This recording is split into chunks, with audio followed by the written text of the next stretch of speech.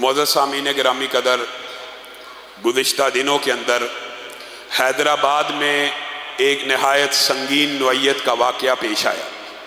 حیدرآباد کے اندر ایک شخص نے حضرت عمر کی توہین کرتے ہوئے ان کا ایک پتلا بنایا اور اس پتلے کو نذر آتش کیا اور حضرت عمر کی شان کے اندر بہت برے الفاظ ادا کیے۔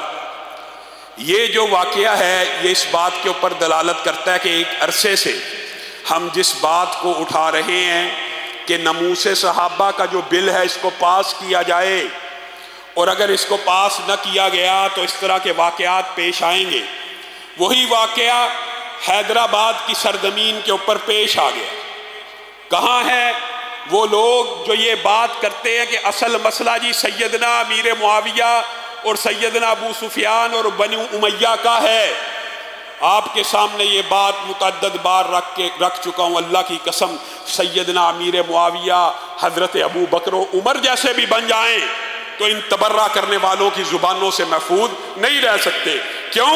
ان کی زبانوں سے ابو بکر و عمر محفوظ نہیں ہے۔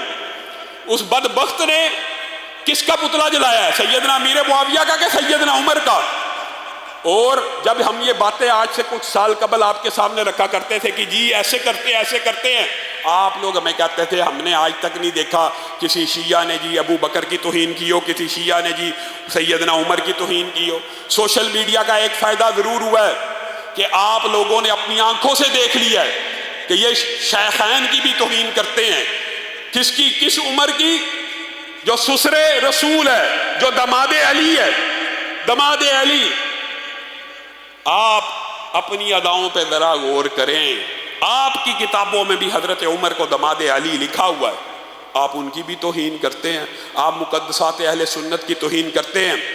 میں جناب ایس ایس پی امجد شیخ کو یہ بات کہنا چاہتا ہوں، ٹھیک ہے آپ نے انہیں گرفتار کیا، لیکن ایسا نہ ہو کہ ان کو چند لمحات کے بعد جو ایک پریکٹس چلی آ رہی ہے جس طرح کے بھی اس طرح کے توہین کرنے والے عناصر پکڑے جائیں، کچھ عرصہ جیل میں رکھ کے ان کو چھوڑ دیا جاتا ہے۔ ایسے سنگین نوعیت کے مجرموں کو قانون حرکت میں آئے اور سزا دے۔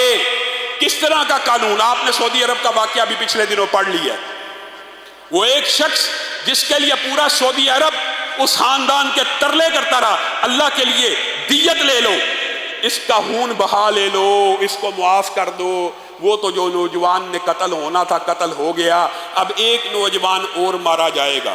اور کس انداز میں انہوں نے ترلے منت نہ کیے، اپنی پگڑیوں کو زمین پہ رکھا، اپنے ناکوں کو ریت میں رکھا، لاکھوں کے سونا ہیرے جواہرات پیشکشیں کی۔ واحد قتل کا کیس ہے کہ جس میں پوری سعودی قوم اس خاندان سے مطالبہ کر رہی ہے کہ ان کو معاف کر دیا جائے، لیکن وہ خاندان آگے سے یہ کہتا ہے ہمارا بچہ بھی قتل ہوا، قتل کا بدلہ قتل ہوگا۔ آخری لمحات تک ان کو منانے کی کوشش کی گئی، لیکن قانون یہ ہے، آئین یہ ہے، پوری سعودی قوم چاہتی ہے معاف کر دیا جائے، بادشاہ چاہتے ہیں معاف کر دیا جائے، پرنس چاہتا ہے معاف کر دیا جائے، سفارشیں جاری ہیں، لیکن آخری فیصلہ اس خاندان کے ہاتھ میں۔ انہوں نے کہا نہیں، قصاص لیں گے، قرآن کی آیت ہے قصاص میں حیات ہے، ہم بدلہ لیں گے۔ پھر اس نوجوان کے سر کو قلم کر دیا گیا، پھر اس کی مغفرت کی دعائیں پوری سعودی قوم نے کی، اور مسجد مسجد اس کے لیے مغفرت کی دعائیں ہوئی، لیکن کیا یہ ہوا کہ اس کی گردن نہ کاٹی گئی ہو؟ پوری قوم چاہ رہی ہے نہ کٹے، قانون حرکت میں آیا اور کٹ گئی۔ آج پاکستان کو بھی ایسے ہی قانون کی ضرورت ہے، ایسے ہی دستور کی ضرورت ہے کہ سیدنا عمر کی توہین کرنے والا نشان عبرت بن جائے۔